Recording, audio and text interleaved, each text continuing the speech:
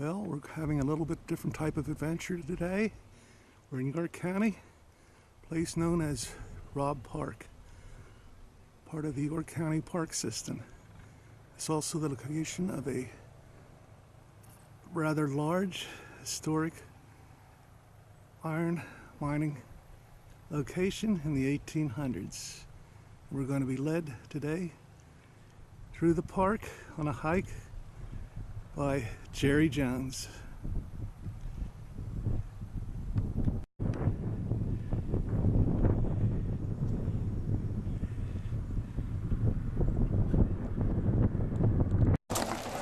This is Jerry Jones signing in the people. She hasn't been getting there for preparing everyone for the hike. I used to work with her.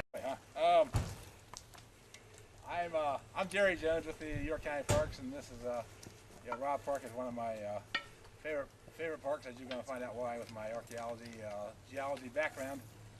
So we're going to tell you all about Raab Park today and show you some really cool stuff.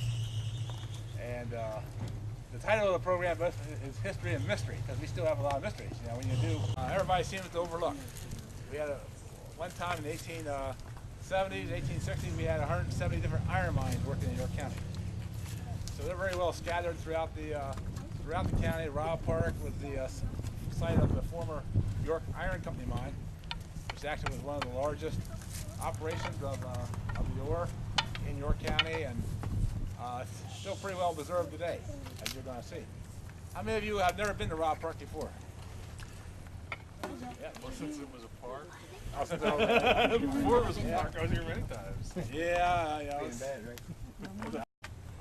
Part of our success of knowing so much about the York Iron Company, we do have some documented records written back in the 1800s about the mine, but we've been doing archaeology here for the last 15 years or 16 years. So we've learned a lot through that. That's kind of what you're going to see today. Next, for this summer though, we're not coming to Raab Park to do archaeology. We've actually been asked to come out to Cador State Park and work on a furnace site out there for them.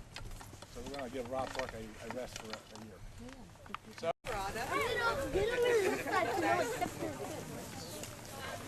This is a bunch of stuff all soft and spongy.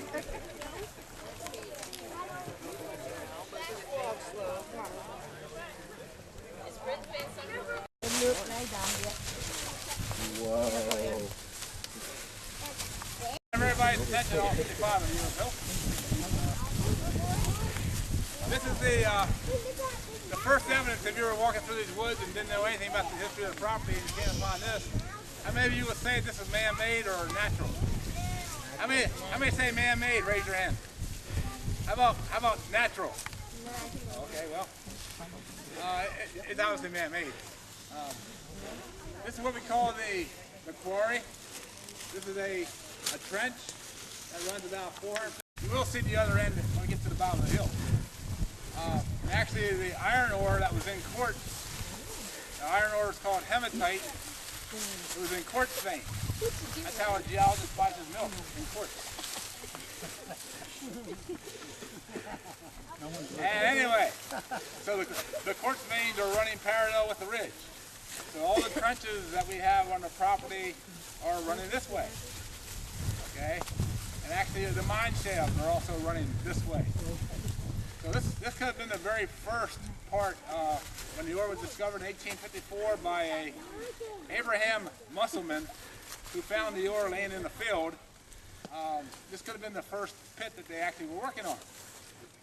Remember back in the 1800s there was no equipment.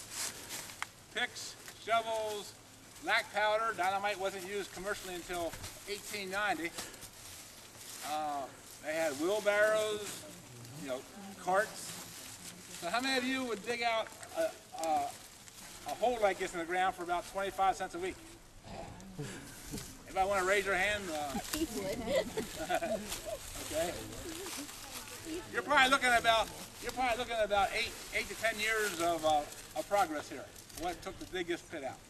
Anyway, police came in and they blew it down because it was causing it was a good party spot. And if we opened it up, and it's not as secluded. I'm not sure if that's valid or not, but anyway. This is called the quarry. It has been the home of some black vulture nests in the last few years. We've had black vultures actually have a nest right under one of the rocks down there. If you never saw a black vulture nest, you know what it consists of? Black vulture nest is like the black vulture doing this. That's her nest. She lays about 2 eggs on top of the leaves, and that's it. Okay. So anyway, anybody have any questions here? This is the quarry. Question? See a mine shaft. That's the opening that we have there now. A little story about it. I'm not embarrassed to tell you. I like humor. Real life stories are sometimes good. When we first found the opening, it looked like the top picture here. You see Roxanne milling beside it. Looked like a groundhog hole. Maybe a little bit bigger than a groundhog. But I had a spelunker friend who wanted to go into the mine shaft with some of his cohorts to just look around, and I gave him permission to come out here one Saturday and go ahead. He called me that night. He said, "Jerry, you gotta go in there." He said, "There's railroad tracks, there's ties in place, and some other things." So I came out the next week with him, and I went down into that hole, which is about the size of me. You know, going down wasn't too bad. It's when you come back out, and you're laying at the bottom of the shaft looking out that little hole. It looks like this. It starts to play in your head like, ooh, how am I getting out of there, you know? And Jay's a good spelunker, so he said, "I'll go first, and then I'll talk you how to get out," which is a good idea. Well, here I come out of the hole, and I gotta have my arms like this, get through the hole, and I'm kicking. And I'm kicking so hard that I actually kicked my pants down to my ankles. I didn't care. I was getting out. I'll worry about the other stuff later. So we actually did come out and bring some equipment. We did bulldoze this open a little bit wider. We did dig the whole shaft open. That's not the whole shaft dug open. Actually, it's about 8 feet high, 12 feet wide. So this is like a stop A and stop B right in the same area. Some archaeology is that probably, I'm thinking about probably 6 or 7 years ago, we did some archaeology in this area. I actually brought in a friend of mine who's a historical archaeologist who's really good on iron mine layout. And he noticed over against the bank over there, I'm trying to find it, there's a rock wall in place, right over here behind, right there. 1 foot down, we found a small train wheel, and 2 feet down, we found a bigger train wheel.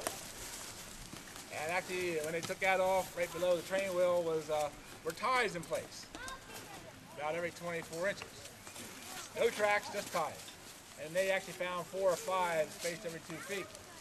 So that was a location of a train, or a train track right there. Probably the one I'm standing on right here, which is a railroad track. This is what we call a 16-pound gauge. We found them later on. That's a little bit of archaeology. I would love to dig back over there again, but we have some spring issues, and I can't afford the scuba gear for the archaeology students. So. Anyway, now that comes in play with another thing about Raab Park. That shows the iron mine.